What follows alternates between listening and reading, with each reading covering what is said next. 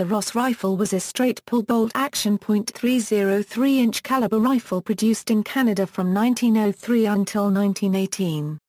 The Ross Mk.II rifle was highly successful in target shooting before WWI, but the close chamber tolerances, lack of primary extraction and overall length made the Mk.III Ross rifle unsuitable for the conditions of trench warfare and the often poor quality ammunition issued.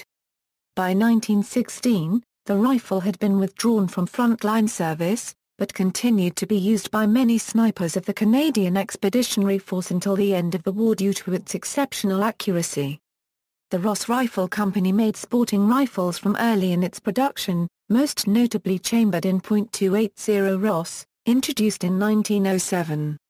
This cartridge is recorded as the first to achieve over 3,000 feet per second velocity, and the cartridge acquired a very considerable international reputation among target shooters and hunters. History: during the Second Boer War, a minor diplomatic fight broke out between Canada and the United Kingdom, after the latter refused to license the Louis-Enfield SMLE design for production in Canada. Sir Charles Ross offered his newly designed straight-pull rifle as a replacement. Ross was well connected in Canadian society and eventually landed his first contract in 1903 for 12,000 Mk.III Ross rifles. In this design, the bolt-locking lugs are mounted on a screw, and when the operating handle is pulled or pushed, the screw automatically turns to rotate the locking lugs into place in the action receiver.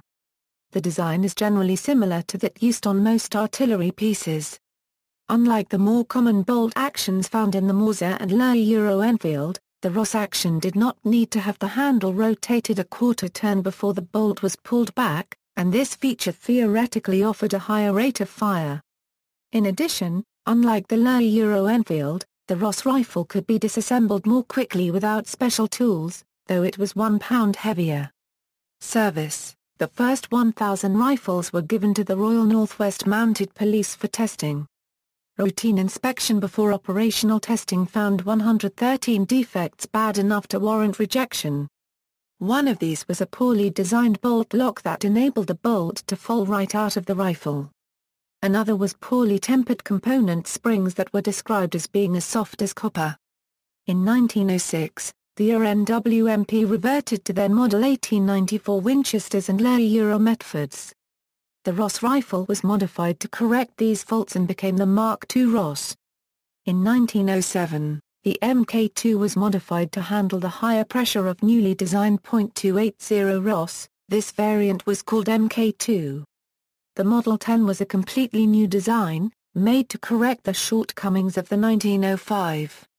None of the major parts are interchangeable between the 1905 and the 1910 models. Although the British were now encouraging standardization across the empire on the Louis-Enfield, Canada stayed with the Ross. The Model 10 was the standard infantry weapon of the 1st Canadian contingent of the Canadian Expeditionary Force when it first arrived in France in February 1915. The shortcomings of the rifle were made apparent during the Second Battle of Ypres in April 1915. The rifle showed poor tolerance of dirt when used in field conditions, particularly the screw threads operating the bolt lugs, jamming the weapon open or closed. Another part of the jamming problem came from the bolt's outer face hitting the bolt stop, then deforming the thread shape. The bolt could also be disassembled for routine cleaning and inadvertently reassembled in a manner that would fail to lock but still allow a round to be fired, leading to serious injury or death of the operator as the bolt flew back into his face. Thankfully such incidents were minor. Another well-known deficiency was the tendency for the bayonet to fall off the rifle when the weapon was fired. Many Canadians of the 1st contingent at Ypres retrieved Louis-Enfields from British casualties to replace their Ross rifles. Lieutenant Chris Scriven of the 10th Battalion, CEF, commented that it sometimes took 5 men just to keep one rifle firing. Complaints rapidly reached the rifle's chief sponsor, the Canadian Minister of Militia and Defence Sam Hughes. He nevertheless continued to believe in its strengths despite the professional opinion of Sir Edwin Alderson, the British Army officer who was commander of the 1st Canadian Division. The rifle became an element in political issues within Canada and between Canada and the British. Hughes responded to Alderson's criticism by accusing Alderson of ignorance and copied the letter to many officers in the Corps. The effect was to undermine confidence in Alderson and the rifle. Hughes also made accusations that Canadian officers were induced to produce adverse reports on the rifle. After the reports on the rifle were published through the Ottawa Citizen, and it became clear that his claims in the Commons that all faults had been cured were false, Hughes' defence of the rifle could no longer be supported by the Prime Minister. In particular, the Ross was more accurate at long range than the SMLE, and this potentially overcame the serious problem British and Canadian troops had faced during the Boer War, with the accurate long-range fire from the 7A, 57mm Mauser. In all, approximately 420,000 Ross service rifles were produced, 342,040 of which were purchased by the British. Replacement: Canadians retained the Ross even as additional contingents arrived in France. By the time of the Somme battles of July 1916, Sir Douglas Haig, the new Commander-in-Chief of the British Expeditionary Force, had ordered the replacement of all Ross rifles in the 3 Canadian divisions by the Loewe Euro-Enfield, which was finally available in quantity. Hughes refused to accept that there were problems with the Ross, and it took the intervention of many influential people to persuade him otherwise. In November 1916, Hughes resigned after Sir Robert Borden's decision to appoint a Minister of Overseas Forces. Ross rifles were then used in training roles, both in Canada and the UK, to free up more Loewe Euro-Enfields for the front.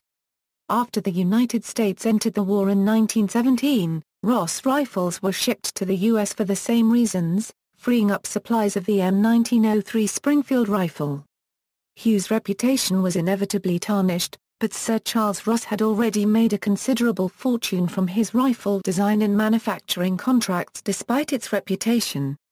At around the same time, the Dominion Rifle Factory converted a number of Rosses into the Hote automatic rifle, under the guidance of a designer named Joseph Alphonse Hote. It was an effective design, feeding from a drum magazine, and cheaper than a Lewis gun. Unfortunately, despite successful trials, the war ended before it could be entered into service. Sniper rifles: because of its long-range accuracy, the Ross rifle continued in use among Allied snipers after it was withdrawn from normal frontline use in Europe. British snipers found the rifle accurate out to 600 yards and more, with only one inherent disadvantage: the Ross accepted only perfectly clean ammunition, totally free of mud and grit, or else it invariably jammed. 2 types of Mk.III sniper rifles are identified by different telescopic sights. 500 rifles were fitted with 5.2x Warner and Swasey Company Model 1913 prismatic telescopic sights manufactured in Cleveland, Ohio. Serial numbers for rifles manufactured in 1915 have a FK prefix, while those manufactured in 1917 have a LE prefix. Another 907 rifles were fitted with Winchester Repeating Arms Company A5 telescopic sights. Both telescopic sights were mounted offset so the iron sights were usable and the rifle could still be loaded from charging strips.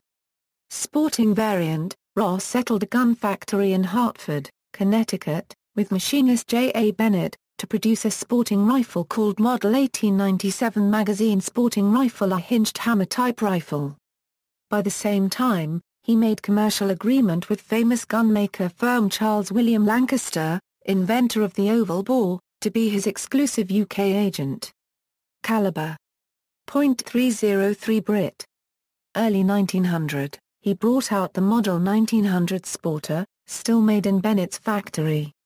This action used a coil spring to activate the firing pin, instead of the hinged hammer of the M1897. Very few of these sporting rifles are known to exist. The militarized Pattern 1900 was also the first to be offered for trial to Canada. Caliber: .303 British. Following was Model 1903 Sporter. Some of these rifles were made in Hartford, Connecticut, but most were assembled at the brand new fabricating plant in Quebec City.